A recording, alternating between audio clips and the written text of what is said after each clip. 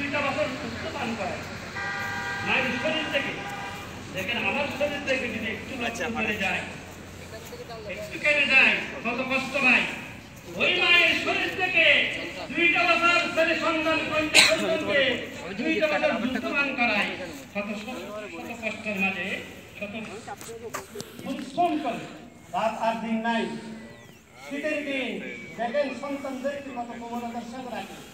যখন প্রস্রাব করে মায়ের আসল দিয়ে ওই প্রস্রাব জায়গা থেকে সরাই মায়ের আসল বিষয়ে সুন্দর যত্ন করে রাখে।